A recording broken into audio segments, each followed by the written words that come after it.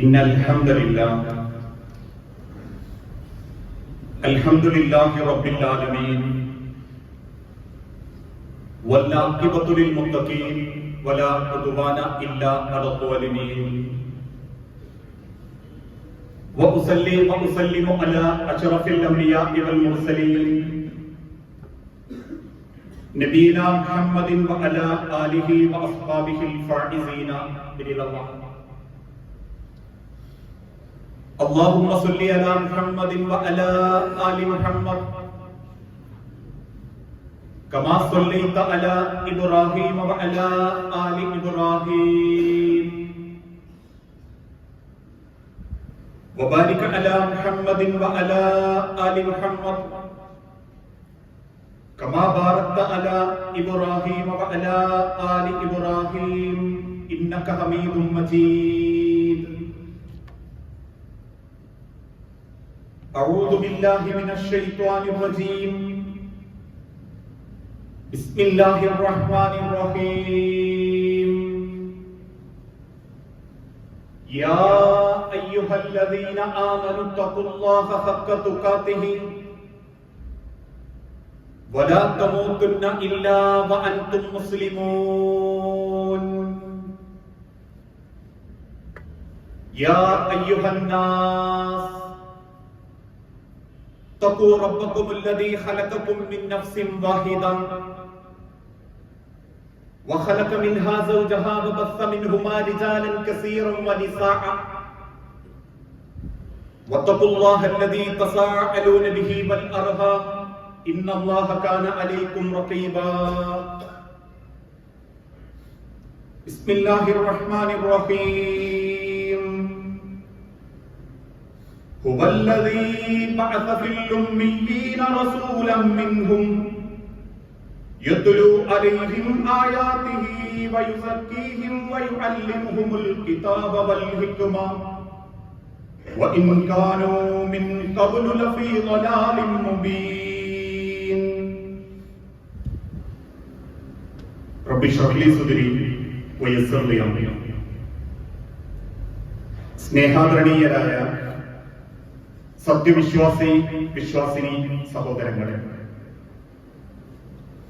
സർവലോക രക്ഷിതാവായ അല്ലാഹുവിന്റെ നിയമങ്ങളും നിർദ്ദേശങ്ങളും അന്ത്യപ്രവാചകൻ മുഹമ്മദ് മുസ്തഫ റസൂലുള്ളാഹി സ്വല്ലല്ലാഹു അലൈഹി വസല്ലമയുടെ ജീവിതചര്യകളും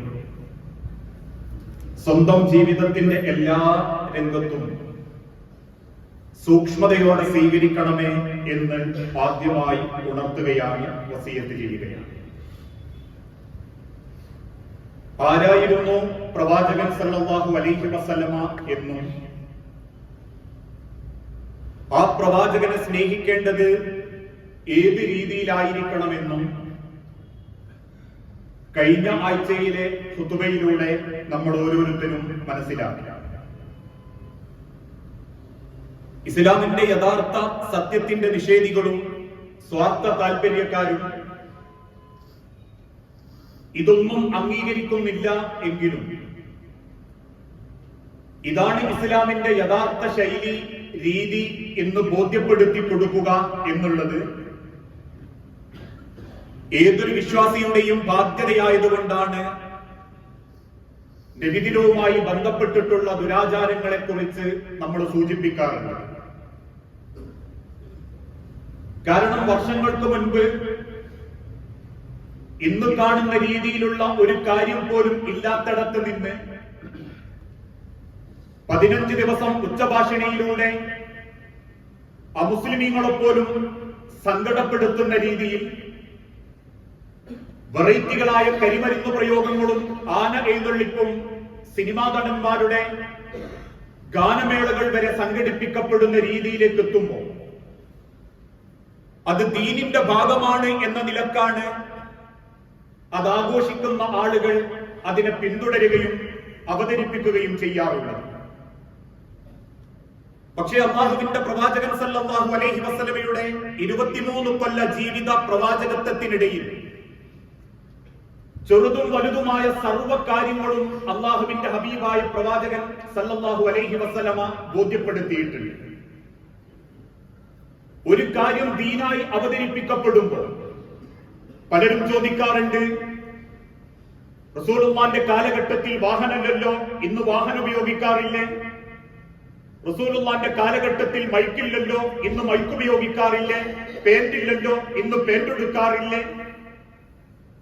ഇങ്ങനെയൊക്കെ ന്യായീകരിക്കുന്ന ആളുകളോട് തിരിച്ചു പറയാനുള്ള ഒരൊറ്റ മറുപടി, പേന്റെടുക്കലും മൈക്ക് പ്രസംഗിക്കലും വാഹനം വാങ്ങലും ദീനീപരമായൊരു കാര്യമല്ല. എന്നാൽ നബിദിനം എന്ന വിഷയം ദീനീപരമായ കാര്യമായിട്ടാണ് അവതരിപ്പിക്കപ്പെടുന്നത്. ദീനീപരമായൊരു കാര്യം അവതരിപ്പിക്കപ്പെടുമ്പോ അതെവിടെ നിന്നും ആര് പറഞ്ഞു എന്നുള്ളതൊരു വിശ്വാസിയുടെ ബാധ്യതയാ അന്വേഷിക്കൽ. അവിടെയാണ് പ്രവാചകൻ സല്ലല്ലാഹു അലൈഹി വസല്ലമയെ തൊട്ട് മഹദി ആയിഷ റളിയല്ലാഹു തആല അൻഹ പറയുന്നു, മൻ അഹദത ഫീ അംരിനാ ഹാദാ. മരണത്തിന്റെ മുൻപ് റസൂലുള്ളാഹി ഞങ്ങളോട് പറഞ്ഞിട്ടുണ്ട്, എന്റെ കാര്യത്തിൽ ഞാൻ അറിയാത്ത, ഞാൻ പറയാത്ത എന്തെങ്കിലും എന്റെ പേരിൽ ആരെങ്കിലും ആരോപിക്കുകയോ പറയുകയോ ചെയ്തിട്ടുണ്ടെങ്കിൽ മാ ലൈസ ഫീഹി, ഞാനുമായിട്ടതിന് യാതൊരു ബന്ധവുമില്ല എങ്കിൽ ഫഹുവ റദ്ദുൻ, നിങ്ങളത് തള്ളണം. ദീനീപരമായ വിഷയത്തിൽ നിങ്ങളത് അവഗണിക്കണം. അതുകൊണ്ട് മിഅ്റാജിന്റെ നോമ്പില്ല, അല്ലെങ്കിൽ ഇന്ന ആചാരങ്ങളൊക്കെ നിർമ്മിതമാണ് എന്ന നിലക്ക് നമ്മൾ ആ വിഷയത്തെ പറ്റി വിശദീകരിക്കാനുള്ള കാരണം എന്ന് കരുതി ഒരിക്കലും വിശ്വാസികൾ റസൂലുള്ളാഹിനെ സ്നേഹിക്കാത്തവരല്ല. ഇന്ന് ലോകത്ത് മറ്റെന്തിനേക്കാളും അള്ളാഹുവിന്റെ റസൂലിനെ സ്നേഹിക്കുന്നവർ ചെയ്യേണ്ടത് ഒറ്റ കടമയാണ്. റസൂലുള്ളാഹി പറഞ്ഞതിനോട് ഒന്നും കൂട്ടിച്ചേർക്കാതിരിക്കുക, റസൂലുള്ളാഹി സ്വല്ലല്ലാഹു അലൈഹി വസല്ലമ പറയാത്തത് പറയാതിരിക്കുക. അതാ അള്ളാഹുവിന്റെ റസൂലിനോടുള്ള ഏറ്റവും വലിയ മഹബ്ബത്ത്, സ്നേഹം. അതുകൊണ്ടാണ് റബ്ബിന്റെ തിരുദൂതൻ പഠിപ്പിച്ചതും മൻ കദിബ അലയ്യ മുതഅമ്മിദൻ, എന്റെ പേരിൽ ആരെങ്കിലും മനഃപൂർവ്വം കള്ളം കെട്ടിച്ചമച്ചാൽ ഫൽയതബഖ മഖഅദഹു ഫിന്നാർ, അവന്റെ ഇരിപ്പിടം അവൻ നരകത്തിൽ ഉറപ്പിച്ചുകൊള്ളട്ടെ. ഇന്ന വിഷയത്തിൽ എനിക്കറിവില്ലെങ്കിൽ അറിവില്ല എന്ന് പറയുകയല്ലാതെ അള്ളാഹുവിന്റെ റസൂലുള്ളത് പറഞ്ഞിട്ടുണ്ട്, ഇങ്ങനെയുണ്ട് എന്നേതെങ്കിലും കുറെ ബ്ലോഗർമാരും പറയുന്നതിനനുസരിച്ചിട്ടല്ല കാര്യം. അള്ളാഹുവിന്റെ റസൂലുള്ള ആ വിഷയത്തെ പറ്റി പറഞ്ഞിട്ടില്ലെങ്കിൽ കെട്ടിനിർമ്മിക്കപ്പെട്ടവരൊക്കെ റബ്ബിന്റെ നരകത്തിൽ സീറ്റുറപ്പിക്കട്ടെ എന്ന് റസൂലുള്ളാഹി സ്വല്ലല്ലാഹു അലൈഹി വസല്ലം ഓർമ്മപ്പെടുത്തുന്നു. ഈ പറഞ്ഞതിന്റെ അർത്ഥം ഒരിക്കലും നമ്മൾ അള്ളാഹുവിന്റെ റസൂലുള്ളാഹി സ്വല്ലല്ലാഹു അലൈഹി വസല്ലമയെ ചെറുതായി കാണുന്നില്ല. നമ്മൾക്കില്ലാത്ത, ലോകത്ത് പലർക്കുമില്ലാത്ത ഒരുപാട് ശ്രേഷ്ഠതകൾ അള്ളാഹുവിന്റെ ഹബീബായ നിമിത്തങ്ങൾക്ക് അള്ളാഹു തആല കൊടുത്തിട്ടുണ്ട്. ആദ്യമായി സ്വർഗത്തിൽ പ്രവേശിക്കുന്നത് അള്ളാഹുവിന്റെ പ്രവാചകൻ മുഹമ്മദ് നബി സല്ലല്ലാഹു അലൈഹി വസല്ലമയെ. വഅന അവ്വലു മൻ യഖറഉ ബാബുൽ ജന്ന, സ്വർഗത്തിന്റെ വാതിലുകൾ തുറക്കപ്പെടുമ്പോൾ ആ വാതിലിലൂടെ ആദ്യമായി അകത്ത് കയറുന്നത് ഞാനായിരിക്കുമെന്ന് അള്ളാഹുവിന്റെ ഹബീബായ നബി തങ്ങൾ പറഞ്ഞിട്ടുണ്ടെങ്കിൽ അത് റബ്ബ് അദ്ദേഹത്തിന് വകവെച്ചു കൊടുത്ത ശ്രേഷ്ഠതയാണ്. അതോടൊപ്പം തന്നെ അള്ളാഹുവിന്റെ സ്വർഗത്തിലെ വസീല എന്ന പദവിയും അള്ളാഹു റസൂലുള്ളാഹിക്ക് കൊടുത്തിട്ടുള്ളൂ. എന്താണ് വസീല എന്ന ചോദ്യത്തിന് തിരുദൂതൻ തിരിച്ചു പറഞ്ഞു, അഅ്ലാ ദറജത്തിൻ ഫിൽ ജന്ന, സ്വർഗത്തിലെ വലിയൊരു പദവിയാണത്. അള്ളാഹുവിന്റെ സ്വർഗം എന്ന ലോകത്ത് ഈ ദുനിയാവിന്റെ ഏറ്റവും ഉന്നത സ്ഥാനത്ത് ആര് എന്ന് നമുക്ക് നിശ്ചയിക്കാൻ പറ്റുന്നില്ല. കാരണം ദുനിയാവ് റബ്ബ് സൃഷ്ടിക്കുകയും നിയന്ത്രിക്കുകയും ചെയ്യുന്നതാണ്. എങ്കിൽ അള്ളാഹുവിന്റെ സ്വർഗത്തിലെ ഏറ്റവും ഉന്നതമായ പദവി ലാ യനാലുഹാ ഇല്ലാ റജുലുൻ വാഹിദ്, ഒരാളുകൾക്കും അല്ലാഹു തആല അത് കൊടുക്കില്ല, അള്ളാഹുവിന്റെ ഹബീബിനല്ലാതെ.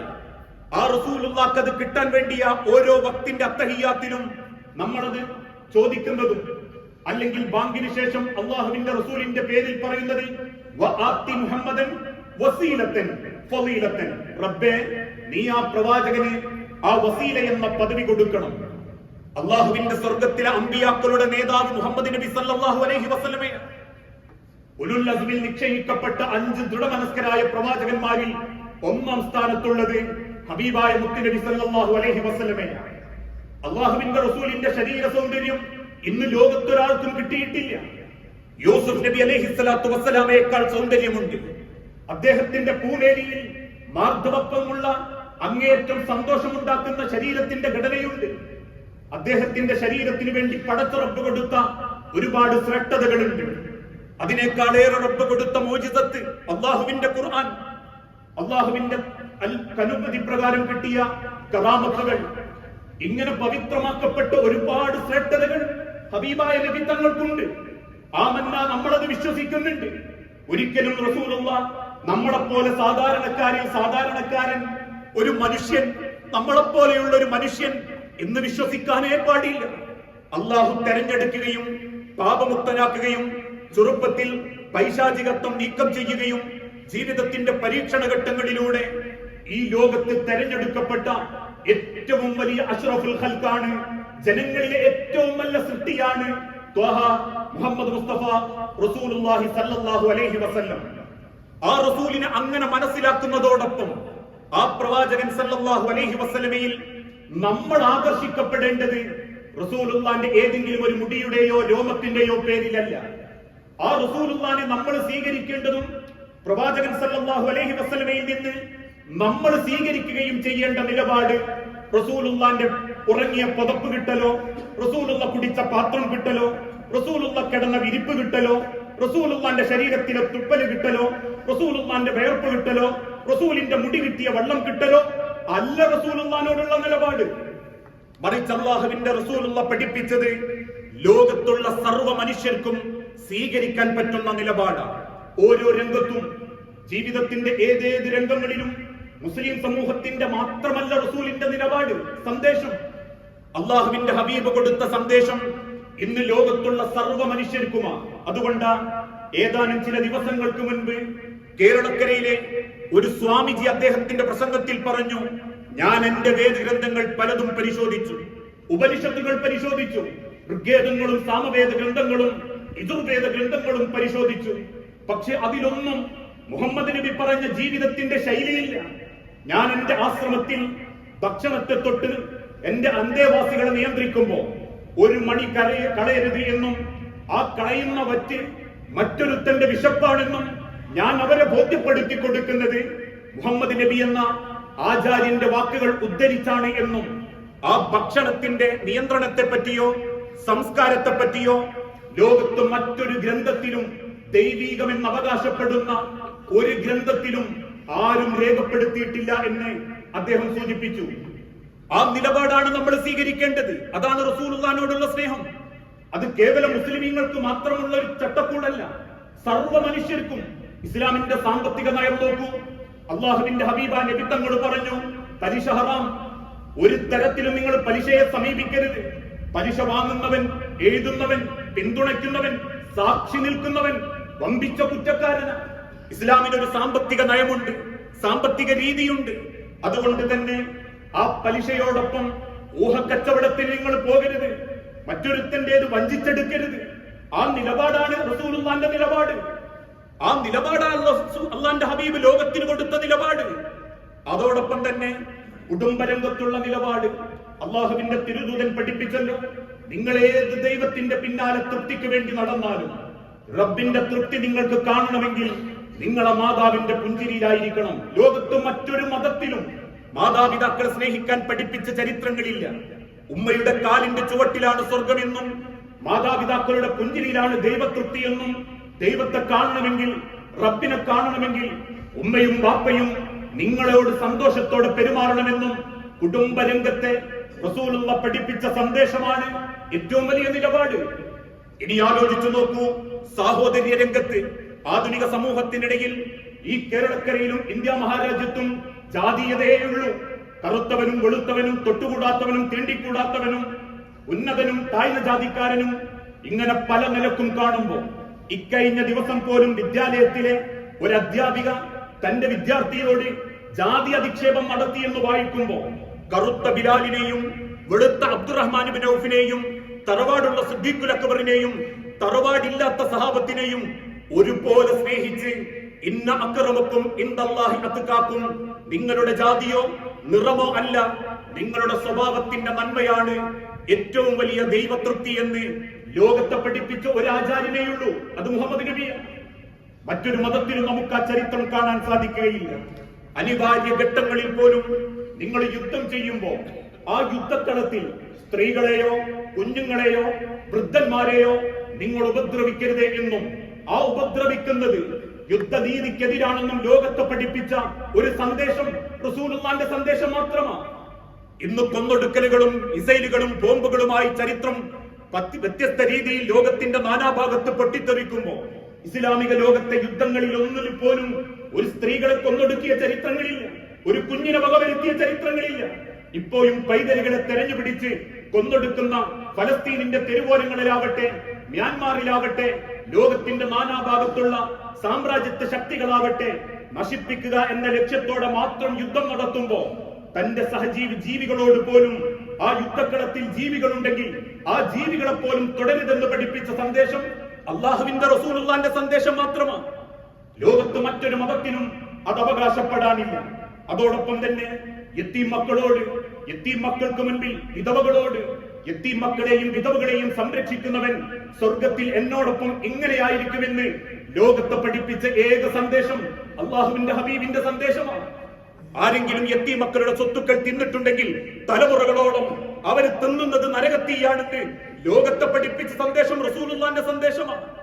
ഏതെങ്കിലും ഒരു വിധവ സ്ത്രീ ഒരു പ്രദേശത്ത് നെഞ്ചുരുകി ജീവിക്കുന്നുണ്ടെങ്കിൽ ആ പ്രദേശം ഒന്നടങ്കം കുറ്റക്കാരാണെന്ന് ലോകത്തെ പഠിപ്പിച്ച സ്ത്രീ ശാക്തീകരണത്തിന്റെ, സ്ത്രീത്വത്തിന്റെ അഭിമാനം കൊടുത്ത ഏക മതം അള്ളാഹുവിന്റെ ഹബീബിന്റെ മതം മാത്രമാണ്.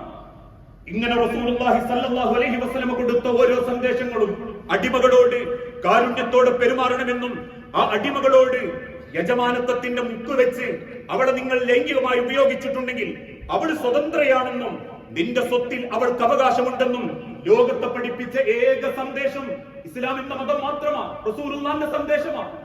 അതിനേക്കാളേറെ കച്ചവടത്തിൽ മാന്യത കാണിക്കണമെന്നും വാങ്ങുന്നവനും കൊടുക്കുന്നവനും തൃപ്തി ഉണ്ടാകണമെന്നും ഒരിക്കലും അതൃപ്തിയോടെ നിങ്ങൾ കച്ചവടം നടത്തരുതെന്നും ആളെ പറ്റിക്കുന്ന കച്ചവടക്കാരോട് മദീനത്തെ തെരുവിൽ നിന്ന് എഴുന്നേറ്റ് പോടോ എന്ന് പറയുകയും ഉണങ്ങിയ ഗോതമ്പിന്റെ ഉള്ളിൽ നനഞ്ഞ ഗോതമ്പെടുത്ത് വിറ്റവനോട് വാളൂരി ഗർജിക്കുകയും ചെയ്ത ഒരു സന്ദേശമുണ്ടെങ്കിൽ കച്ചവടത്തിന്റെ നിലപാട് ഇസ്ലാമിന്റെ നിലപാടാണ്. നബിയെ, നിങ്ങളെ ഞാൻ അയച്ചിട്ടുള്ളത് ഈ ലോകത്തിന്റെ റഹ്മത്തായിക്കൊണ്ടാണ്. തൊഴിലാളികളോട് അവരുടെ വിയർപ്പ് വറ്റുന്നതിന്റെ മുൻപ് നിങ്ങൾ അവർക്ക് കൂലി കൊടുക്കണമെന്നും നിശ്ചയിക്കപ്പെട്ട കൂലിയിൽ കുറവ് വരുത്തരുതെന്നും അതിനേക്കാൾ ഭാരിച്ച പണിയെടുപ്പിച്ച് നിങ്ങൾ ആ കൂലിയിൽ വഞ്ചന കാണിക്കരുതെന്നും ലോകത്തെ പഠിപ്പിച്ച ഒരു നിലപാടുണ്ടെങ്കിൽ അല്ലാഹുവിന്റെ ഹബീബിന്റെ നിലപാടാണ്. ആ നിലപാടുകളെ സ്നേഹിക്കാനാണ് എന്നും മുസ്ലിം സമുദായത്തോട് അള്ളാഹുവിന്റെ പ്രവാചകൻ സല്ലല്ലാഹു അലൈഹി വസല്ലം ഓർമ്മപ്പെടുത്തിയത്. എന്തിനേറെ മരിച്ചവരോട് കാണിക്കേണ്ട മര്യാദ പോലും, അമുസ്ലിമാണ് മരിച്ചതെങ്കിൽ പോലും എഴുന്നേറ്റ് നിന്ന് തലപ്പാവൂരി ആ മയ്യത്തിനെ ബഹുമാനിച്ച ചരിത്രം ഇസ്ലാമിന്റെ നിലപാട്. ഒരിക്കലും നിങ്ങൾ മരിച്ചവരെ പറ്റി കുറ്റം പറയരുതെന്നും അസഭ്യം പറയരുതെന്നും മരിച്ചവരുടെ കബറിങ്കൽ ചെന്ന് കാലുവെച്ച് ചവിട്ടരുതെന്നും അവർക്ക് കടബാധ്യതയുണ്ടെങ്കിൽ നാട്ടുകാരെ അവന്റെ കബറാലോചിച്ച് നിങ്ങൾ ആ ബാധ്യത വീട്ടണമെന്നും ലോകത്തെ പഠിപ്പിച്ച സംസ്കാരത്തിന്റെ ഉന്നത മൂല്യങ്ങൾ ഈ ലോകത്തിന് ഓതിക്കൊടുത്ത ഒരേ ഒരു ആചാര്യനേയുള്ളൂ, അള്ളാഹുവിന്റെ ഹബീബായ അഷ്റഫുൽ ഖൽഖ് മുഹമ്മദ് മുസ്തഫ റസൂലുള്ളാഹി സ്വല്ലല്ലാഹു അലൈഹി വസല്ലം. ആ റസൂലുള്ളാഹിന്റെ നിലപാടിനെ, ആ സന്ദേശത്തെയാണ് നമ്മൾ സ്നേഹിക്കേണ്ടത്, ആ ശൈലിയെയാണ് നമ്മൾ സ്വീകരിക്കേണ്ടത്. ദീനിന്റെ കാര്യങ്ങളിൽ പോലും, നിർബന്ധ കാര്യത്തിൽ പോലും നമ്മളെ അറിഞ്ഞ് സ്നേഹിച്ച ചരിത്രം അള്ളാന്റെ ഹബീബിന്റെ ജീവിതത്തിൽ കാണാൻ സാധിക്കും. ദീനിയായ കാര്യത്തിൽ പോലും നമ്മെ സ്നേഹിച്ച അള്ളാഹുവിന്റെ ഹബീബ് 50 വക്തുള്ള നമസ്കാരം 5 വക്താക്കാൻ വേണ്ടി പല തവണ റബ്ബിന്റെ മുൻപിൽ അപേക്ഷയോടെ ചെന്നത് മുഹമ്മദ് നബി സല്ലല്ലാഹു അലൈഹി വസല്ലമയായിരുന്നു. നമസ്കരിക്കുമ്പം കൂട്ടക്കരച്ചിൽ കുട്ടികളുടേത് കേട്ടപ്പോ പെട്ടെന്ന് നമസ്കരിച്ച് സലാം വീട്ടി ആ കുഞ്ഞുങ്ങളുടെ മാതാക്കളുടെയും മനസ്സിന് തണുപ്പ് കൊടുത്തത് അള്ളാഹുവിന്റെ റസൂലായിരുന്നു. ദീനിയായ കാര്യത്തിൽ പോലും അറിഞ്ഞ് സ്നേഹിച്ചിട്ടുണ്ട് അള്ളാഹുവിന്റെ ഹബീബ്. തറാവീഹ് നമസ്കാരത്തിന് 2 ദിവസം വന്ന് 3-ാം ദിവസം വരാതായപ്പോ അന്വേഷിച്ചു തന്ന സഹാബാക്കളോട് നിങ്ങൾ അത് നിർബന്ധിക്കുമ്പോ, വീണ്ടും ഞാനത് തുടരുമ്പോ അള്ളാഹു അത് നിർബന്ധ ബാധ്യതയാക്കി മാറ്റിക്കളഞ്ഞാൽ നമ്മൾക്കത് തുടരാൻ സാധ്യമാകുകയില്ല എന്ന് സങ്കടത്തോടെ പറഞ്ഞ് 3-ാമത്തെ ദിവസം ആ ജമാഅത്തിൽ നിന്ന്, തറാവീഹ് ജമാഅത്തിൽ നിന്ന് വരാൻ പിന്തുനിന്ന് ജനങ്ങൾക്കത് ബാധ്യതയാക്കാത്തത് അള്ളാഹുവിന്റെ റസൂലിന്റെ ആ ജനങ്ങളോടുള്ള സ്നേഹമായിരുന്നു. പരിശുദ്ധ റമദാനിൽ ലൈംഗിക ബന്ധത്തിലേർപ്പെട്ട് ആ പകലിൽ ബന്ധപ്പെട്ട ഒരു സ്വഹാബി റസൂലുള്ളാഹിന്റെ സദസ്സിൽ വന്ന് പറഞ്ഞു, റസൂലേ, ഞാൻ ബന്ധപ്പെട്ടു പോയി, എനിക്കെന്താണ് ശിക്ഷ? പുഞ്ചിരിയോടെ റസൂലുള്ള തിരിച്ചു പറഞ്ഞു, സഹോദര, 2 മാസം നോമ്പ് നോൽക്കണം, അല്ലെങ്കിൽ 60 സാധുക്കൾക്ക് ഭക്ഷണം കൊടുക്കണം. കൈ മലർത്തിക്കൊണ്ട് ആ സ്വഹാബി പറഞ്ഞു, നബിയെ, എനിക്ക് 60 ദിവസം നോമ്പ് നോൽക്കാൻ പറ്റില്ല, അത്രമാത്രം എന്നെ കൊണ്ട് സാധിക്കുകയില്ല, എങ്കിൽ 60 പേർക്ക് ഭക്ഷണം കൊടുക്കണം. അദ്ദേഹം പറഞ്ഞു, റസൂലേ, പല രാത്രിയും പകലും ഞാൻ പട്ടിണിയാണ്, പച്ചവെള്ളം കുടിച്ച് നോമ്പ് നോറ്റ് പച്ചവെള്ളം കുടിച്ച് നോമ്പ് തുറക്കുന്ന ഒരാളാണ് ഞാൻ. അതുകൊണ്ട് 60 പേർക്ക് പോട്ടെ, 6 പേർക്ക് പോലും കൊടുക്കാൻ എന്റെ കയ്യിലില്ല. എങ്കിൽ സഹാബക്കളോട് റസൂലുള്ളാഹി ചോദിച്ചു, ആരെങ്കിലും ഇദ്ദേഹത്തിന്റെ ഒരു ബാധ്യത ഏറ്റെടുക്കുമോ? അല്പം സാധുക്കൾക്ക് ഭക്ഷണം കൊടുക്കാൻ ഇദ്ദേഹത്തിന്റെ ബാധ്യത ആരെങ്കിലും ഏറ്റെടുക്കുമോ? ഒരു സ്വഹാബി പറഞ്ഞു, റസൂലേ, ഞാൻ കൊടുത്തോളാം. എന്നിട്ട് അല്ലാഹുവിന്റെ ഹബീബ സ്വഹാബിയോട് പറഞ്ഞു, നിന്റെ നാട്ടിലെ ഏറ്റവും ദരിദ്രന്മാരായ ആളുകളുടെ പേരെഴുതണം. അദ്ദേഹം തിരിച്ചു പറഞ്ഞു, റസൂലേ, ഞാൻ എന്നെക്കാളും താഴെയ എല്ലാ ദരിദ്രന്മാരും, എന്റെ നാട്ടിൽ ഏറ്റവും വലിയ ദരിദ്രൻ ഞാനാണ് നബിയെ, എനിക്കാദ്യം തരാൻ പറയണം. അണപ്പല്ല് കാണുമാര് പുഞ്ചിരിക്കുന്ന റസൂലുള്ളാഹി തിരിച്ചു പറഞ്ഞു, പോയിക്കോ, നിനക്ക് ഫിദിയല്ല.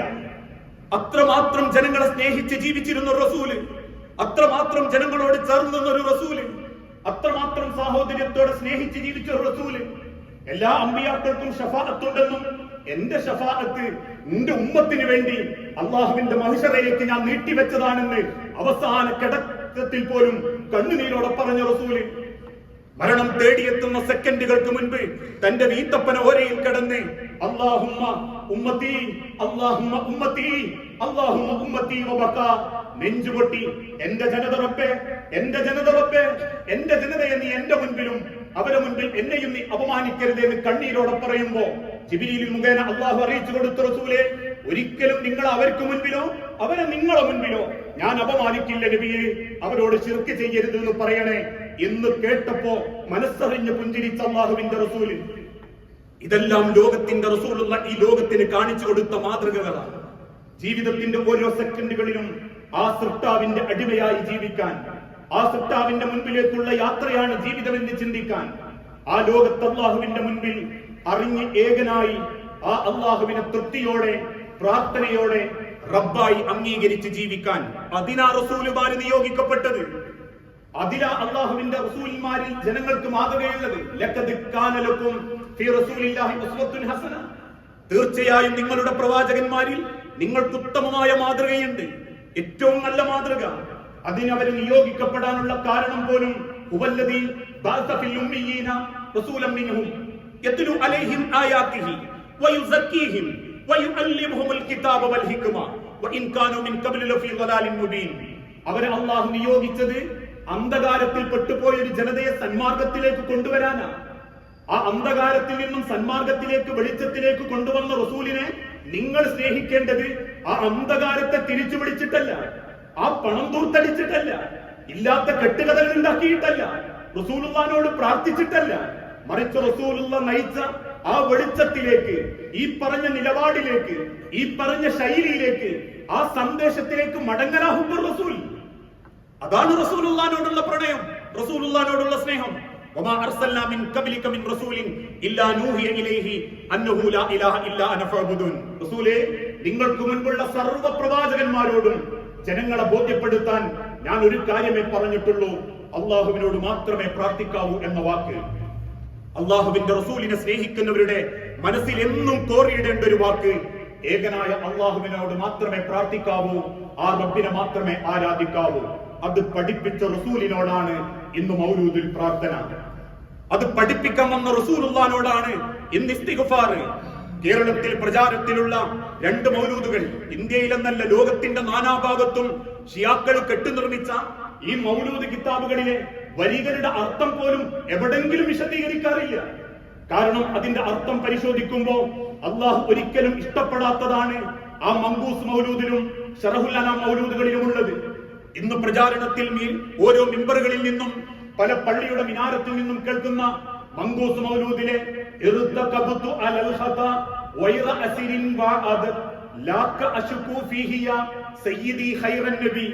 ഇതിന്റെ നേർക്കുനേരെയുള്ള മലയാളം, കുറ്റമെന്ന വാഹനമിൽ അറ്റമില്ല ഞാൻ കയറി, താങ്കളോടന്യായം, താങ്കളോടന്യായം സയ്യിദി ഖൈറൻ നബി.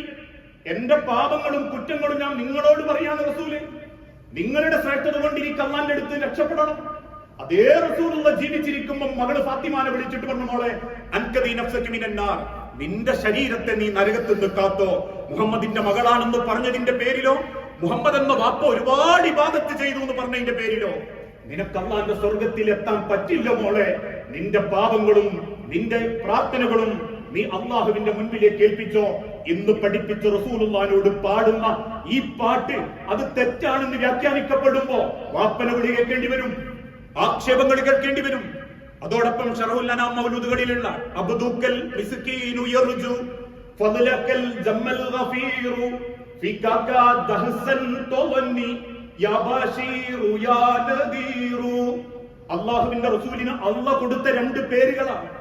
റസൂലുള്ളാഹിക്ക് മുഹമ്മദ് അഹമ്മദ് എന്ന പേരിന് പുറമെ അല്ലാഹു കൊടുത്ത രണ്ട് പേരുണ്ട്. ബഷീറായവൻ, നദീറായവൻ. ബഷീറായവൻ എന്നതിന്റെ അർത്ഥം സന്തോഷ വാർത്ത അറിയിക്കുന്നവൻ, നദീറായവൻ എന്നതിന്റെ അർത്ഥം താക്കീത് നൽകുന്നവൻ. എങ്കിൽ ഈ ശറഹുൽ അനാം മൗലൂദിലുള്ളതോ അബ്ദൂക, നബിയെ നിന്റെ അടിമ, മിസ്കീനു യർജു, ഈ പാവപ്പെട്ട ഞാൻ ആഗ്രഹിക്കുന്നുണ്ട് നബിയെ, ഫദ്ലകൽ ജമ്മൽ ഗഫീറു, നബിയെ നിങ്ങളുടെ ഫദ്ല് കൊണ്ട് നിന്റെ എല്ലാ പാപങ്ങളും പുറത്തു കിട്ടണം. ഫികക ദഹ്സൻ തവന്നി യാ ബശീറു യാ നദീറു, നദീറായ ബഷീറായ റസൂലേ, നിങ്ങളെ തൊട്ട് ഞങ്ങൾക്ക് നല്ലതേ ചിന്തള്ളൂ, ഞങ്ങൾക്കത് ചെയ്തു തന്നിട്ടില്ലേ, നിങ്ങളോട് നമുക്ക് വലിയ മുഹബത്തൊന്നും ഉണ്ടാവില്ല എന്ന നിലക്കുള്ള വചനങ്ങൾ. ആരെയും ആക്ഷേപിക്കാനോ സങ്കടപ്പെടുത്താനോ അല്ല. ഇന്നും ഈ വാക്യങ്ങൾ നമ്മുടെ വീട്ടിൽ ഓതുന്നുണ്ടെങ്കിൽ അത് അപകടകരമാണ്. ഇന്നും തലയിലേക്ക് അത് എത്താത്ത പലരും, ഇതിന്റെ നിരർത്ഥകത ബോധ്യപ്പെടാത്ത പലരും ഇത് വിശദീകരിച്ചു കൊടുക്കുമ്പോ പലരും ആക്ഷേപിക്കുന്നത് പോലെ റസൂലുള്ളാഹിനോട് സ്നേഹമില്ലാത്തതുകൊണ്ട്, റസൂലുള്ളാഹിനെ അറബി പയ്യനായി കാണുന്നതുകൊണ്ട്, ഇവർക്കൊന്നും റസൂലിനോട് പണ്ടേ ഇഷ്ടല്ല.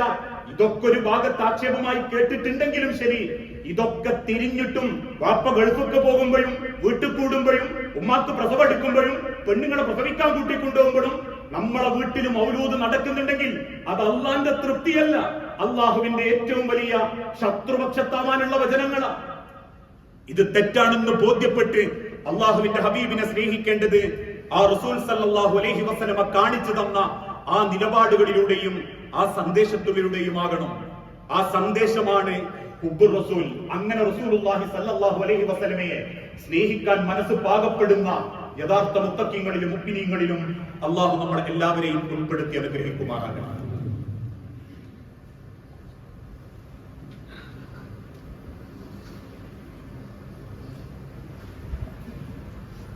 അൽഹംദുലില്ലാഹ് വസ്സലാത്തു വസ്സലാമു അലാ റസൂലിൽ അമീൻ വഅലാ ആലിഹി വഅസ്ഹാബിഹി അജ്മഈൻ. അമ്മാ ബഅദ്. യാ അയ്യുഹന്നാസ് ഊസീകും സാനിയം ബിതഖ്വല്ലാഹ്. ജീവിതത്തിന്റെ ഒരു രംഗത്തും അല്ലാഹുവിനെ മറന്നു പോകരുതേ എന്ന് എന്നോടെന്ന പോലെ നമ്മളിൽ ഓരോരുത്തരോടും വസിയത്ത് ചെയ്യുകയാണ്, ഉപദേശിക്കുകയാണ്. നബി സല്ലല്ലാഹു അലൈഹി വസല്ലമ ദീനീപരമായ ഒരു കാര്യം സംസാരിക്കുന്നു. ആ ദീനീപരമായ കാര്യങ്ങൾ കേൾക്കുന്ന ഉടനെ അതനുസരിക്കുന്നവരായിരുന്നു പ്രവാചകൻ സല്ലല്ലാഹു അലൈഹി വസല്ലമയുടെ സ്വഹാബത്ത്. 23 കൊല്ല കാലഘട്ടത്തിനിടയിൽ നബി സല്ലല്ലാഹു അലൈഹി വസല്ലമ ജീവിതത്തിലെ മറ്റു പല സംസാരങ്ങളും സംസാരിച്ചിട്ടുണ്ട്. പക്ഷെ തന്റെ അനുയായികൾക്ക് ഒരു നിബന്ധനയോ നിർദ്ദേശമോ നിയന്ത്രണമോ വരുത്തുന്നുണ്ടെങ്കിൽ അത് അള്ളാഹുവിന്റെ തീരുമാനമാണ്, അതുകൊണ്ട് അത് നമ്മൾ ചെയ്തേ മതിയാകൂ എന്ന് വിശ്വസിച്ചവരായിരുന്നു റസൂലുള്ളാഹി സ്വല്ലല്ലാഹു അലൈഹി വസല്ലമയുടെ സ്വഹാബത്ത്. അതുകൊണ്ടായിരുന്നു സ്ത്രീകളോട് മുഖമ്മക്കനകൾ താഴ്ത്തിയിടാൻ പറഞ്ഞപ്പോൾ ആ സദസ്സിൽ എഴുന്നേറ്റ് പോകുന്ന പെൺകുട്ടികൾ വഴിപക്കത്തുനിന്ന് കിട്ടാവുന്ന അത്ര ഉള്ളുകൾ ശേഖരിച്ച് തങ്ങളുടെ തട്ടങ്ങൾ മാറുകൾക്ക് മുകളിലേക്ക് കുത്തിത്താഴ്ത്തി അത് ഒതുക്കി വെച്ചിരുന്നു എന്ന് പറയപ്പെടാനുള്ള കാരണം. അതുകൊണ്ട് തന്നെ റസൂൽ സല്ലല്ലാഹു അലൈഹി വസല്ലമ ദീനീപരമായ ഒരു കാര്യത്തിൽ മതത്തിന്റെ പേരിൽ അള്ളാഹുവിന്റെ റസൂലാണ് ഒരു തീരുമാനമെടുത്തതെങ്കിൽ പോലും സ്വന്തമായിട്ട് അള്ളാഹു അത് തിരുത്തിയിട്ടുണ്ട്. അള്ളാഹു അറിയിച്ചു കൊടുക്കാത്ത ഒരു കാര്യം ദീനിന്റെ പേരിൽ റസൂലുള്ളാഹി സ്വല്ലല്ലാഹു അലൈഹി വസല്ലം പറഞ്ഞപ്പോ അള്ളാഹു അത് തിരുത്തിയിട്ടുണ്ട്. ഒരിക്കൽ തന്റെ ഒരു ഭാര്യയുടെ വീട്ടിൽ നിന്നും നബി സല്ലല്ലാഹു അലൈഹി വസല്ലമക്ക് തേനും പാലും ചേർത്ത ഒരു പാനീയം കുടിക്കാൻ കിട്ടി. സന്തോഷത്തോടെ റസൂലുള്ളാഹി സ്വല്ലല്ലാഹു അലൈഹി വസല്ലം അത് കുടിച്ചു. അത് കുടിച്ചതിന് ശേഷമാണ് മറ്റുള്ള ഭാര്യമാരുടെ അരികിലേക്ക് ചെല്ലുന്നത്. എന്തുകൊണ്ടോ അതിന്റെ ഗന്ധം അവർക്ക് ഇഷ്ടമായില്ല. ഉടനെ തന്നെ അവർ പരാതി പറഞ്ഞു, റസൂലേ, ആ മണം അത് ഞങ്ങൾക്ക് പിടിക്കുന്നില്ല. അത് കേട്ടപ്പോൾ നബി സല്ലല്ലാഹു അലൈഹി വസല്ലം ആ പെൺകുട്ടികൾ അതല്ലെങ്കിൽ ഭാര്യമാരും സഹാബത്തും കേൾക്കെ പറഞ്ഞു, ഇനി മുതൽ തേൻ കുടിക്കാൻ പാടില്ല, തേൻ ഉപയോഗിക്കാൻ പാടില്ല. നിമിഷ നേരം കൊണ്ട് ജിബ്രീൽ അലൈഹിസ്സലാത്തു വസ്സലാം വന്നു. അള്ളാഹുവിന്റെ റസൂലിനോട് ചോദിച്ചു, അല്ലാഹു തആല ചോദിച്ചു, നബിയെ, എന്റെ മതത്തിൽ ഒരു കാര്യം പറയാൻ വേണ്ടെന്ന് പറയാൻ താങ്കൾക്ക് ആരാണ് അവകാശം തന്നത്? റസൂലുള്ളാഹി സ്വല്ലല്ലാഹു അലൈഹി വസല്ലമക്ക് തെറ്റ് ബോധ്യപ്പെടുകയും അള്ളാഹുവിന്റെ ഹബീബ് അത് തിരുത്തുകയും ചെയ്തു ആ സെക്കൻഡിൽ. കാരണം അള്ളാഹുവിന്റെ മതത്തിൽ എന്തു വേണം എന്തു വേണ്ട എന്ന് തീരുമാനിച്ചത് അള്ളാഹുവാ. കഴിഞ്ഞ ആഴ്ച സൂചിപ്പിച്ചതുപോലെ ആശൂറയും താസൂഅയും നിശ്ചയിച്ചിട്ടുണ്ടെങ്കിൽ എന്തുകൊണ്ട് ശഅബാൻ മാസം 15 നോമ്പുണ്ട് എന്ന് റസൂലുള്ള പറയാതിരുന്നത്? അങ്ങനെ ഒരു ബറാഅത്ത് നോമ്പിനെ പറ്റി അള്ളാഹു അറിയിച്ചിട്ടില്ല. എന്തുകൊണ്ട് മിഅ്റാജിന്റെ 27 നോമ്പുണ്ട് എന്ന് നമ്മൾ അംഗീകരിക്കാത്തത്? അള്ളാഹുവിന്റെ റസൂലുള്ളാഹി അല്ലാഹു അറിയിച്ചു കൊടുത്തതായിട്ട് സ്വഹീഹായി തെളിയിക്കപ്പെട്ടിട്ടില്ല. എന്തുകൊണ്ടാ കൈ നെഞ്ചത്ത് കെട്ടണം അതല്ലെങ്കിൽ കൈ കെട്ടണം എന്ന് നമ്മൾ തീരുമാനിച്ച്? അള്ളാഹുവിന്റെ അറിയിപ്പുണ്ടായി, നബിയെ ഉദറിന്റെ മേലെ വെക്കാൻ പറയണം. ഇങ്ങനെ എന്താണോ റസൂലുള്ളാഹി അല്ലാഹു അറിയിച്ചു കൊടുത്തത് അത് അംഗീകരിച്ചു. റസൂലുള്ളാഹി സ്വന്തം ഇഷ്ടപ്രകാരം പറഞ്ഞത് പലതും അള്ളാഹുവിന്റെ കൽപ്പന പ്രകാരം അള്ളാഹു തന്നെ തിരുത്തി, പാടില്ല നബിയെ, എന്റെ ദീനിൽ എന്തൊക്കെ വേണമെന്ന് ഞാൻ തീരുമാനിക്കും. അതിനർത്ഥം റസൂലുള്ളാഹിക്ക് സ്വന്തമായിട്ടൊരു അഭിപ്രായം പറയാനോ എടുക്കാനോ പറ്റിയിട്ടില്ല എന്നല്ല. ബദർ യുദ്ധത്തിൽ ഒരു ഭാഗത്ത് സൈന്യം തമ്പടിച്ചപ്പോ ഒരു സഹാബി വന്ന് ചോദിച്ചു, റസൂലേ, ഇവിടെ ഇരിക്കാൻ അള്ളയാണോ പറഞ്ഞത്? റസൂലുള്ളാഹി പറഞ്ഞു, അല്ല, ബദറിലേക്ക് പുറപ്പെടാനേ അള്ളാന്റെ കൽപ്പന ഉള്ളൂ. ഈ യുദ്ധത്തിൽ 2-1 നമുക്ക് കിട്ടുന്നു അള്ളാഹ് കൽപ്പന നൽകിയിട്ടുണ്ട്. എങ്കിൽ നബിയെ, ഈ ഇരിക്കുന്ന സ്ഥലത്ത് നിന്ന് കുറച്ച് മാറിയിരിക്കാം. സഹാബത്തും റസൂലും ചോദിച്ചു, എന്തേ? അവിടെ ആ വെള്ളത്തിന്റെ പരിമിതിയുണ്ട് റസൂലേ. ഇവിടെ നിൽക്കുകയാണെങ്കിൽ യുദ്ധം തുടങ്ങുമ്പോൾ നമുക്ക് വെള്ളം കിട്ടൂല. കുറച്ചുകൂടി അതിഥിയിലേക്ക് മാറി നിന്ന അവിടെ ഒരു കിണറുണ്ട്, ആ കിണറിൽ നിന്ന് വെള്ളം പെട്ടെന്ന് നമുക്ക് എടുക്കാൻ പറ്റും. ആ അഭിപ്രായം നല്ലതാണ് റസൂലുള്ളാഹിക്ക് തോന്നി. നേരെ സൈന്യത്തെ അവിടെ കൊണ്ടുപോയി. ബദർ യുദ്ധത്തിൽ ശത്രുക്കൾക്ക് വെള്ളം കിട്ടാതെ പ്രയാസപ്പെട്ടപ്പോ മുസ്ലിം സമൂഹത്തിന് ധാരാളം വെള്ളം കിട്ടാൻ ആ അഭിപ്രായം അള്ളാഹുവിന്റെ ഹബീബ് സ്വീകരിച്ചിട്ടുണ്ട്. ഇതിനേക്കാളേറെ റസൂലുള്ളാഹിക്ക് അബദ്ധം പറ്റിയപ്പോ അള്ളാഹു തിരുത്തിയിട്ടുണ്ട്. പണക്കാരോട് മുഖം തിരിക്കുകയും പാവപ്പെട്ടവനായ കണ്ണു കാണാത്ത അബ്ദുല്ലാഹ് ബിൻ ഉമ്മി മക്തൂമിന്റെ നേരെ മുഖം ചുളിക്കുകയും ചെയ്തപ്പോ അല്ലാഹു ആയത്തിറക്കി പറഞ്ഞു, അബസവത്തവല്ല, നമ്മളെ റസൂലല്ലേ, അതുകൊണ്ട് അത് അങ്ങനെയൊക്കെ ഒന്ന് പോയിക്കോട്ടെ എന്നല്ല. അബസവത്തവല്ല, ചെയ്ത് ശരിയായില്ല കേട്ടോ നബിയെ, നിങ്ങൾ ആ ചെയ്ത് ശരിയായിട്ടില്ല. ആ നിലപാട് ആ സഹാബാക്കളും സ്വീകരിച്ച്, ഇസ്ലാമിന്റെ ഖലീഫമാര് സ്വീകരിച്ച്. ഉമർ ഇബ്നുൽ ഖത്താബിന്റെ കാലഘട്ടത്തിൽ സ്ത്രീകൾ വലിയ മഹർ ചോദിക്കാൻ തുടങ്ങി. ഇസ്ലാമിന്റെ ശൈലിയത, സ്ത്രീകൾ മഹർ തൃപ്തിപ്പെട്ടാൽ അതാണ് കൊടുക്കണം. അന്നത്തെ കാലഘട്ടത്തിൽ സ്ത്രീകൾ വലിയ മഹർ ചോദിച്ചു. ഇന്നും അറബ് രാഷ്ട്രങ്ങളിലൊക്കെ നമുക്കത് കാണാൻ പറ്റും. പെണ്ണുങ്ങൾ ചോദിക്കുക, എനിക്ക് അതും ഇത് എത്ര വേണം, ഇങ്ങനെ വേണം. ഇവിടെ പെൺമക്കളെ വാപ്പാര് എങ്ങനെങ്കിലും 10-50 പവനുണ്ടാക്കി കെട്ടിച്ചുവിടുന്ന ശൈലി അല്ല അവിടെ. ആ പെണ്ണെന്താണോ ആവശ്യപ്പെടുന്നത് അത് അയാൾ കൊടുക്കണം. ചില പെണ്ണുങ്ങൾ ഭാരിച്ചത് ചോദിച്ചപ്പോ ഉമർ റളിയല്ലാഹുവിന്റെ ഭരണകാലത്തിൽ ഉമർ റളിയല്ലാഹു അൻഹു ആ കൽപ്പനയിലൂടെ തിരുത്തി, അത് ചെയ്യാൻ പാടില്ല. ആണുങ്ങൾ എന്തെങ്കിലും ഒന്ന് തരും, നിങ്ങൾ അതിൽ തൃപ്തരാവണം. മുഴുവൻ സ്ത്രീകളും സമ്മേളിച്ച് ഉമർ ഇബ്നു ഖത്താബിന്റെ മുൻപിലെത്തി. അദ്ദേഹത്തിന്റെ വീട്ടിന്റെ മദീനത്തെ പള്ളിയിൽ വന്ന് ചോദിച്ചു, ഉമർ, അള്ളാഹുവിന്റെ റസൂല് പഠിപ്പിച്ച, അള്ളാഹ് കൽപ്പിച്ച ഒരു വിഷയത്തിൽ സ്വന്തം താല്പര്യപ്രകാരം ആ വിധി വരുത്താൻ താങ്കൾക്ക് ആരാ അവകാശം തന്നത്? ഉമർ റളിയല്ലാഹു അൻഹു വിധി തിരുത്തി. അന്ന് 21 രാജ്യങ്ങളെ ഏകോപിപ്പിച്ച് ഭരിക്കുന്ന അൾട്ടിമേറ്റ് ഭരണാധികാരിയാണ് ഉമർ റളിയല്ലാഹു അൻഹു. ഇസ്ലാമിന്റെ ശൈലിയും നിലപാടും അങ്ങനെയാണ്. അതാർക്കെങ്കിലും വേണ്ടിയിട്ടോ, കുറച്ച് മാസക്കാർക്ക് വേണ്ടിയിട്ടോ, കുറച്ച് സാമ്പത്തിക നേട്ടമുണ്ടാക്കുന്നവർക്ക് വേണ്ടിയോ റസൂലുള്ളാഹിനെ കുരുതി കൊടുക്കല്ലേ എന്ന് പറയുമ്പോൾ ആക്ഷേപങ്ങളും പരിഹാസങ്ങളും സ്വാഭാവിക. എന്ന് കരുതി മിണ്ടാതിരിക്കാനല്ല, നാളെ പടച്ചറബിന്റെ കോടതിയിൽ മുൻനിർത്തി ചോദ്യം ചെയ്യപ്പെടുമ്പോ ഞാൻ അറിഞ്ഞ സത്യം ഞാൻ അറിയിച്ചിട്ടുണ്ട് റബ്ബേ എന്ന് പറയാൻ സ്വന്തം വീട്ടിൽ കൂടെ കിടക്കുന്ന പെണ്ണിനോടെങ്കിലും നമുക്ക് പറ്റിയിട്ടില്ലേ? ഈ കേൾവി പോലും ചോദ്യം ചെയ്യപ്പെടുന്ന ഒരു ദിനം വരാനുണ്ട് എന്ന തിരിച്ചറിവ് ഓരോരുത്തർക്കും ഉണ്ടാകണം. അള്ളാഹുവിന്റെ ദീനിനെ ഹൃദയം കൊണ്ട് സ്വീകരിക്കുന്ന യഥാർത്ഥ മുത്തഖീങ്ങളിൽ നമ്മുടെ എല്ലാവരെയും അള്ളാഹു ഉൾപ്പെടുത്തി അനുഗ്രഹിക്കുമാറാകട്ടെ. അറിഞ്ഞും അറിയാതെയും ഒരുപാട് പാപങ്ങൾ പറ്റിപ്പോകുന്നുണ്ട് റബ്ബേ. എല്ലാം വിട്ടുപുറത്തു മാപ്പാക്കി നിന്റെ സ്വർഗത്തിൽ ഇതേ രൂപത്തിൽ നീ ഞങ്ങളെ ഒരുമിപ്പിച്ച് കൂട്ടാനുണ്ട്. അള്ളാഹുവെ, മക്കളില്ലാതെ പരീക്ഷിക്കപ്പെടുന്ന ഇണകൾക്ക് മക്കളെന്ന അനുഗ്രഹം നൽകി ഓരോ കുടുംബങ്ങളോടും നീ കാരുണ്യം കാണിക്കണം.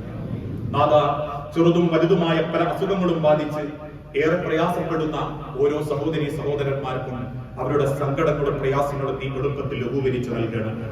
اللهم اغفر للمؤمنين والمؤمنات المسلمين والمسلمات الأحياء منهم والأموات إنك مجيب الدعوات يا قاضي الحاجات. اللهم أعز الإسلام والمسلمين وأذل الشرك والمشركين. اللهم أجرنا من النار. اللهم أجرنا من النار. اللهم أجرنا من النار. അള്ളാഹുവെ പ്രാർത്ഥിക്കണമെന്ന് വസിയത്ത് തന്നവരുണ്ട്. അസുഖം ബാധിച്ച് ഏറെ പ്രയാസപ്പെടുന്നവരുണ്ട്. നാഥ, എന്താണോ ഓരോരുത്തർക്കും ഹൈറായത്, ആ ഹൈറായതിലേക്ക് ഓരോരുത്തർക്കും നീ അനുഗ്രഹം നൽകണമേ. കടബാധ്യത കൊണ്ടും ഹറാമായ സാമ്പത്തിക ഇടപാട് കൊണ്ടും ഒരുപാട് തെറ്റുകൾ സംഭവിച്ചു പോയവരുണ്ട്. നാഥ, എല്ലാം വിട്ടുപുറത്ത് ഹലാലായ നിലക്ക് സാമ്പത്തിക ഭദ്രതയോടെ നാഥനെ കണ്ടുമുട്ടുന്ന മുത്തഖീങ്ങളിൽ ഉൾപ്പെടാൻ ഞങ്ങൾക്ക് ഓരോരുത്തർക്കും നീ തൗഫീഖ് നൽകണമേ. റബ്ബേ, അത്തി മുഹമ്മദൻ ഫസീലത്തൻ ഫദീലത്തൻ, ഏറ്റവും ശ്രേഷ്ഠമാക്കപ്പെട്ട വസീലയും ഫദീലയും അള്ളാഹുവിന്റെ പ്രവാചകൻ സല്ലല്ലാഹു അലൈഹി വസല്ലമക്ക് നീ നൽകുകയും അദ്ദേഹത്തിന്റെ ശുപാർശകളിൽ ഉൾപ്പെടാനുള്ള ഈമാനിന്റെ കരുത്ത് ഞങ്ങൾക്ക് ഓരോരുത്തർക്കും നീ പ്രദാനം ചെയ്യണമേ. റബ്ബനാ ആതിനാ ഫിദ്ദുനിയ ഹസന വഫിൽ ആഖിറതി ഹസനത വഖിനാ അദാബന്നാർ.